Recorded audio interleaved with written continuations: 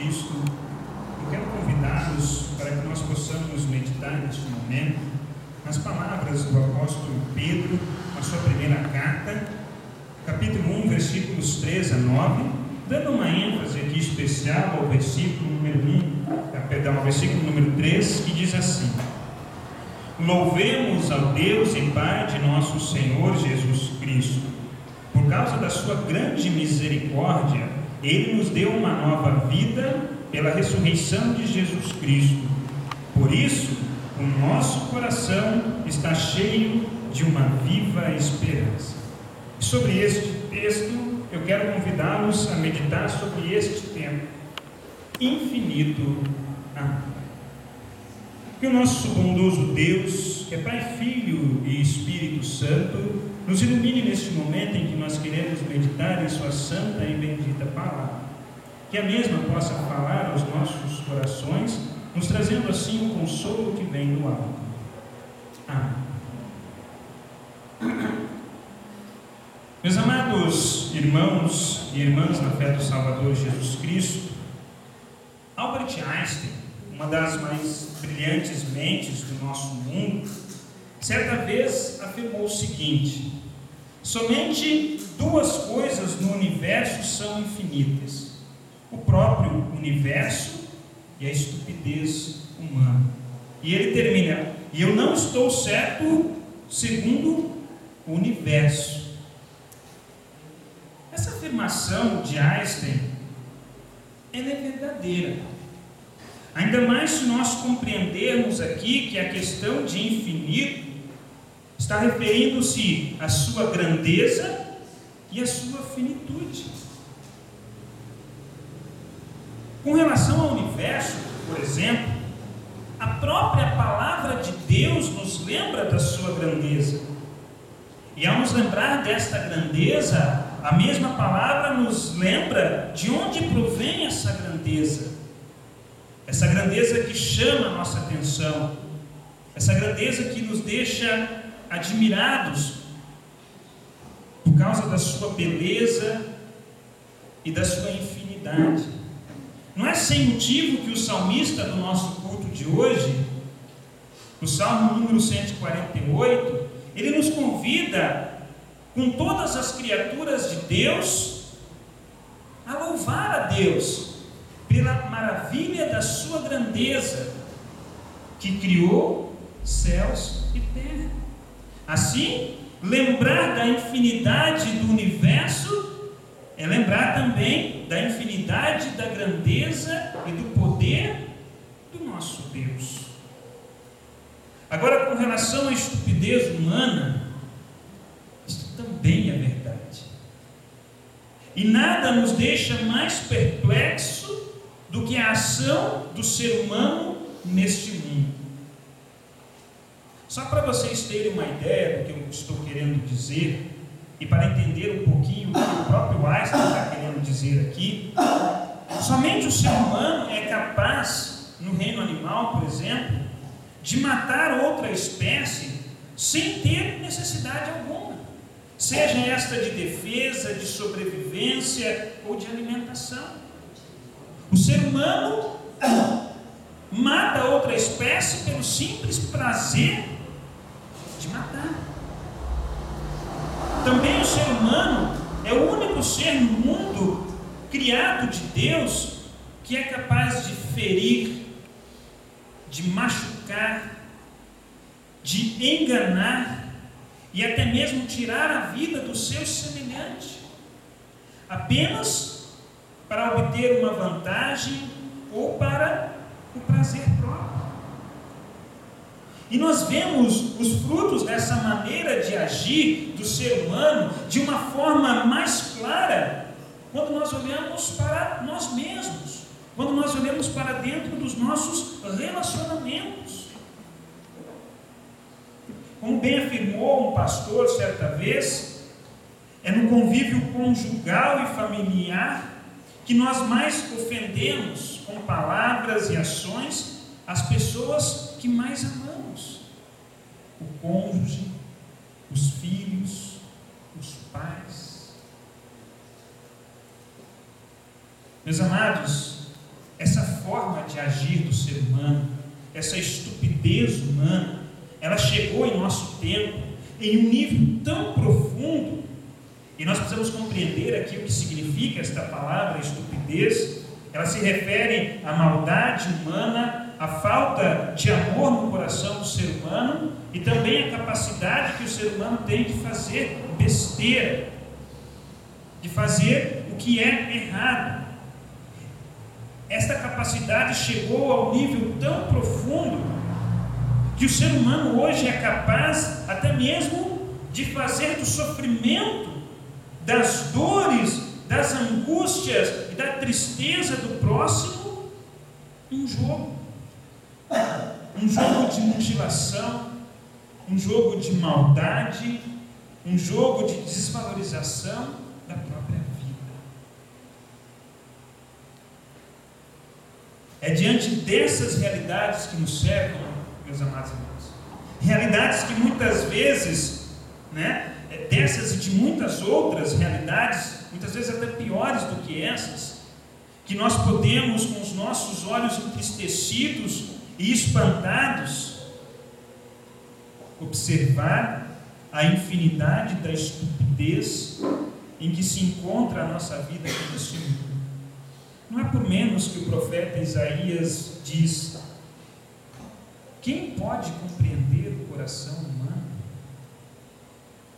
Ele está tão machucado que não há mais cura e não tem como ser curado.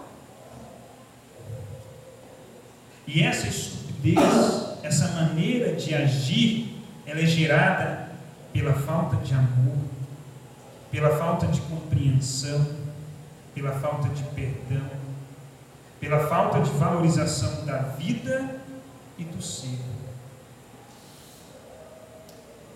E como nós nos espantamos com essa realidade, mas como nós nos entristecemos com essa dura realidade que muitas vezes está presente na nossa vida, nos nossos relacionamentos.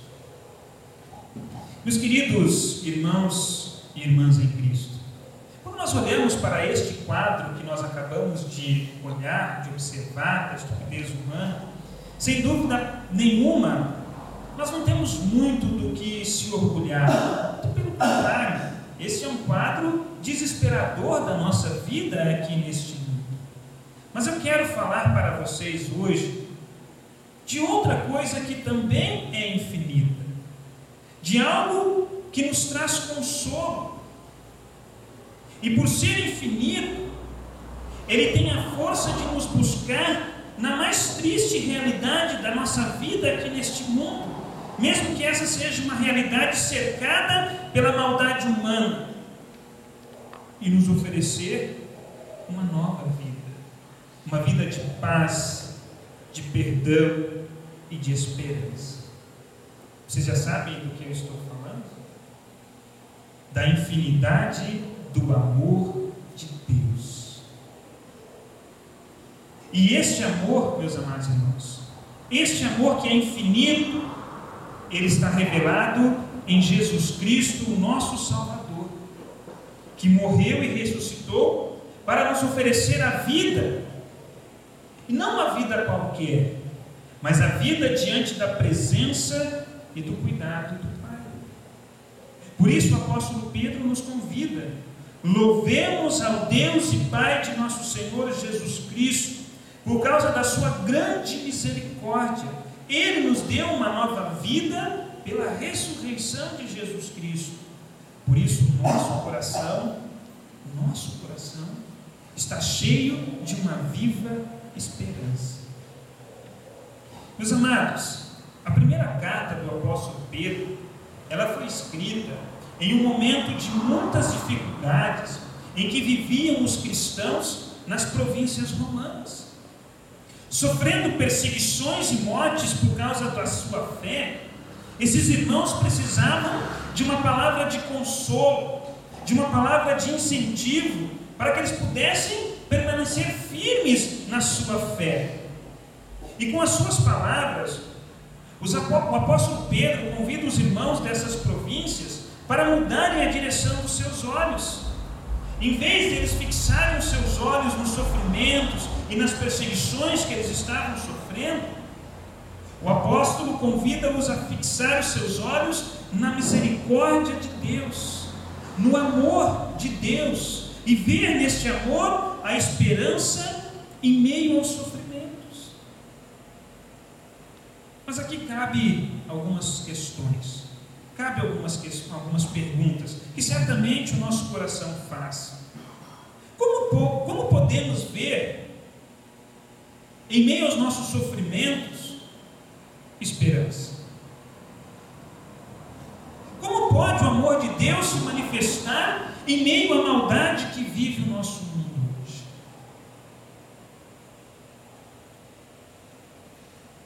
Meus queridos, o apóstolo Pedro, quando ele fala aqui na sua carta da grandeza e da infinidade do amor de Deus, ele faz uso de uma ferramenta da lógica.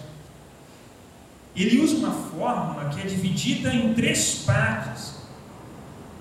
E nessa fórmula, a conclusão aponta diretamente para a ação de Deus em favor de todas as pessoas. E a fórmula que o apóstolo Pedro usa aqui é um convite, o motivo e a causa. Em primeiro lugar, o apóstolo faz um convite a todos os cristãos. E que cristãos são esses?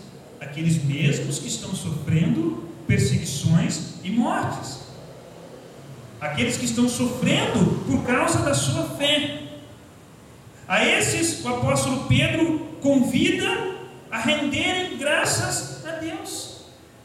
E ele diz: louvemos ao Deus e Pai de nosso Senhor Jesus Cristo.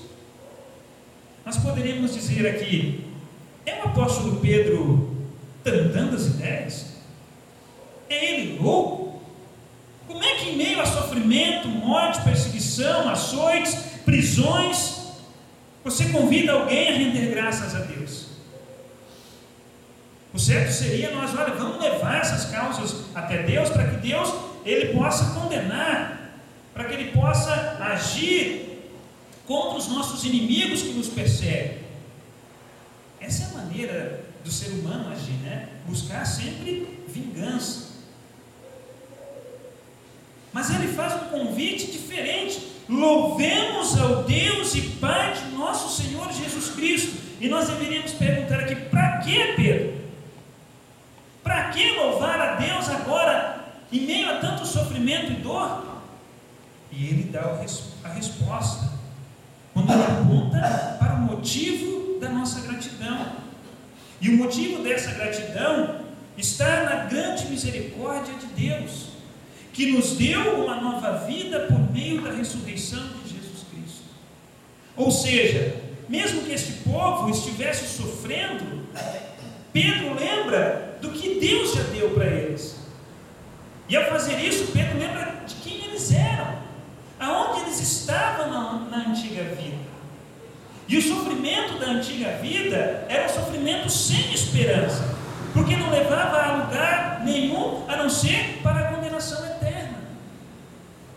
E agora em Cristo, eles têm uma nova vida, e esta vida aponta a esperança desses irmãos para uma vida melhor para o céu. Mas uma vida que eles já desfrutam aqui neste mundo, com a presença de Deus ao lado deles, mesmo em meio aos seus sofrimentos, mesmo em meio às suas perseguições. E aí vem a causa. O que essa nova vida causa no coração destas pessoas? Qual é o resultado dessa nova vida no coração desses cristãos? O coração deles está cheio de uma viva esperança. Por quê? Porque mesmo que a morte venha sobre eles, eles têm uma esperança que venceu a morte e que lhes dá a vida. Meus amados, com as suas palavras, o apóstolo Pedro fala a respeito da realidade da vida dos cristãos em todos os tempos aqui neste mundo. E nós sabemos qual é a realidade. A vida daquele que confessa a fé em Jesus Cristo como seu único e suficiente Salvador Esta é uma vida marcada pelo sofrimento. A vida daqueles que têm a sua fé firmada em Cristo não é uma vida de alegria, de prosperidade, de bênçãos. Não as bênçãos que as pessoas buscam hoje em dia, mas ela é uma vida marcada pelo sofrimento. Assim, o apóstolo Pedro lembra-se das palavras do próprio Salvador Jesus, que ele mesmo ouviu, junto com seus amigos: no mundo vocês vão sofrer. Este sofrimento, meus amados irmãos, se tornaria manifesto na vida dos cristãos de diversas formas: perseguições, açoites, cadeias, desânimos, engano, morte. Nós vimos isso na leitura de Atos dos Apóstolos. Eles estão sendo julgados, não porque eles cometeram algum crime, mas eles estão sendo julgados porque eles confessaram que Jesus Cristo é o Senhor, o Messias enviado por Deus. E eles foram açoitados por causa disso, eles apanharam muito. E como é que aqueles discípulos saíram daquela realidade? Com a cabeça baixa? Jesus falou que a gente apanha. Eles saíram dando pulos de alegria e louvando a Deus, porque Deus havia achado que eles eram dignos de sofrer por serem cristãos. Esta é a marca do cristão neste mundo. Só que esse sofrimento, meus amados irmãos, ele não é um sofrimento sem sentido. Ele não é um sofrimento vazio, um sofrimento pelo simples fato de sofrer. Muito pelo contrário, conforme afirma o próprio Jesus Cristo: quem perder a sua vida por minha causa, ganhá-la. E aqui ele está falando do quê? Da vida eterna. Assim, meus queridos, na visão do apóstolo Pedro, é um privilégio sofrer por ser cristão. Entretanto, Pedro também lembra-se aqui das palavras finais de Jesus, quando ele diz: mas tende bom ânimo, eu venci o mundo. E essas palavras são palavras de consolo, palavras que buscam as pessoas em meio aos seus sofrimentos, e lhes oferece agora ânimo, coragem, força para continuarem em frente, mesmo e apesar de todo o sofrimento. E, meus queridos, o ânimo dos cristãos, ele está firmado na vitória que Jesus alcançou com o seu próprio sofrimento. É na cruz, meus amados irmãos, e no túmulo vazio, que Jesus venceu o pecado, o diabo e a morte. E o que isso muda para nós? Muda muito. Onde a morte reinava, onde a maldade se fazia presente e onde o inferno assombrava a humanidade, Jesus trouxe vida, trouxe amor, trouxe a presença do reino dos céus. Em resumo, Jesus nos deu a salvação. Estas, meus amados irmãos, estas são as verdadeiras bênçãos que Deus concedeu a nós. Bênçãos essas que Ele reservou lá nos céus para nós. Bênçãos essas que nós recebemos por meio da nossa fé. Nós vivemos num mundo hoje, meus amados irmãos, em que a infinidade da estupidez humana faz com que os nossos olhos vejam somente os valores nas coisas e nos bens materiais deste mundo.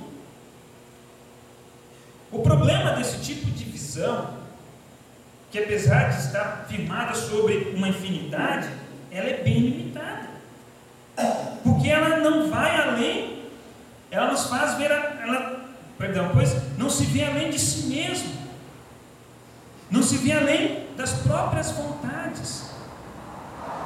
E assim, meus queridos, não há espaço nesta visão para o amar a Deus, para o amor de Deus, e nem mesmo para o amor ao próximo. Muito pelo contrário, Nessa visão, estas coisas, o amar a Deus, o amor de Deus e o amor ao próximo, é loucura e escândalo. E nesse tipo de pensamento, onde o verdadeiro amor não tem lugar, também não há espaços para o perdão, para a esperança, para o recomeço. Sofrer por causa da nossa fé, ou suportar o sofrimento pelo nosso próximo, torna-se nesta visão algo impensável, fora da nossa realidade. Mas surge uma pergunta aqui, e ela precisa ser respondida também. O que verdadeiramente nós experimentamos quando estamos nesta realidade?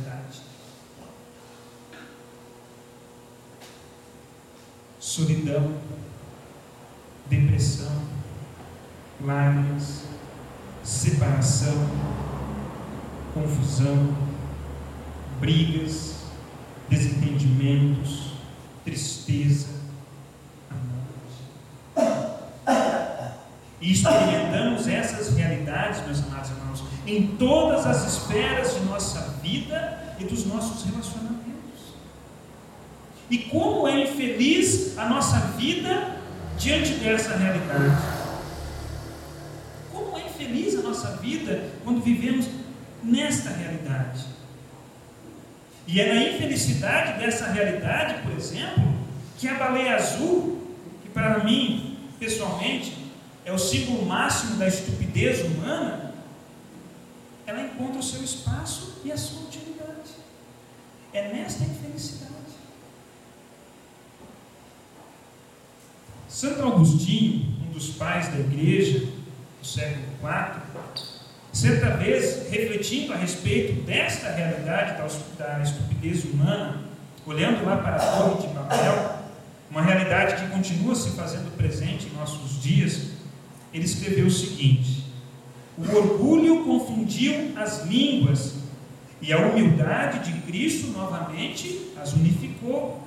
De uma língua tornaram-se muitas. Não te admires, a vaidade o fez. De muitas línguas tornou-se uma. Não te admires, o amor o fez. Meus amados, na grande confusão de línguas de nosso tempo, manifestado pelo orgulho, pela vaidade, pela arrogância, pela falta de fé, onde nós temos uma realidade de muita gente querendo falar, mesmo que eles não tenham muito o que dizer, nós precisamos cada vez mais traduzir a linguagem do amor. Precisamos cada vez mais, como cristãos, traduzir a mensagem do amor de Deus. E é isso que o apóstolo Pedro faz. Ele traduz a linguagem do amor de Deus, que é um amor infinito. Amor, meus queridos, que nos busca em meio aos nossos sofrimentos, em meio às nossas lutas, em meio às nossas angústias, em meio às nossas tristezas, às nossas lágrimas, às nossas decepções, e transforma a infelicidade de nossas vidas em alegria novamente. Transforma a infelicidade da nossa vida em vida plena, em esperança. Não uma esperança vazia, não uma vida sem sentido, nem mesmo uma alegria passageira, mas uma alegria, uma vida e uma esperança que são eternas, porque elas estão firmadas na salvação que Deus nos oferece. E é esse amor, meus amados irmãos, esse amor infinito de Deus por cada um de nós, que enche agora a nossa vida de valor e de sentido. Meus queridos irmãos e irmãs em Cristo, certamente a grandeza do universo e também da estupidez humana chama a nossa atenção e muitas vezes nos deixam espantados, principalmente a estupidez. Entretanto, meus amados, maior do que tudo isso é o amor de Deus por nós. Este amor que nos busca em meio aos nossos sofrimentos e que enche a nossa vida de alegria, de valor, de sentido. E como afirma o apóstolo Pedro, vocês têm essa alegria porque vocês estão recebendo a sua salvação, que é o resultado da fé que vocês têm. Fé no amor infinito de Deus, revelado em Jesus Cristo, por mim e por cada um de vocês. Que a paz de Deus, que excede todo o nosso